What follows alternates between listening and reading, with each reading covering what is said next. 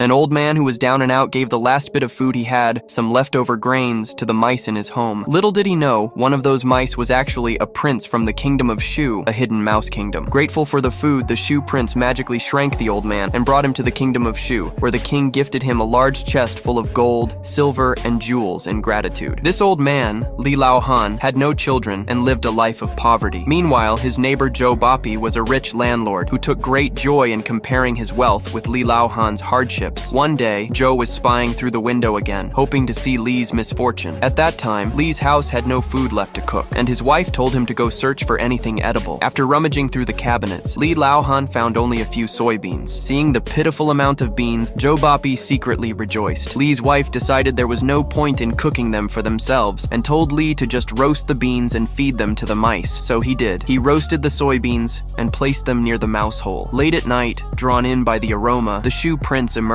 He had only ever eaten raw soybeans before, and the flavor of the roasted beans overwhelmed him. Delighted, he decided to take the rest back to Shu. Legend has it that when a magical mouse brings back cooked food, they leave behind a charm of wealth and good fortune. Just as expected, the Shu king and queen were amazed by the roasted beans. When they found out Li Laohan had given them as a gift, the king immediately ordered the prince to invite Li to visit Shu. The prince returned to Li's house, woke him up, and explained everything. Li was confused. How could he possibly enter such a small hole? The prince recited a magic spell, and when Li opened his eyes, he was inside the mouse hole, now the kingdom of Shu. The king said he had never tasted such delicious soybeans and insisted on rewarding Li Laohan. Although Li tried to refuse, saying it was just a few beans, the king was determined to show his gratitude, so the prince presented him with a chest of treasure. Li returned home with the treasure, and the couple stared in awe at the sparkling jewels. They couldn't believe that a few soybeans had brought them such fortune, but the golden light from the chest didn't go unnoticed. Zhou Bapi saw it from his window. Peeking in, he was shocked by the scene inside. After listening carefully,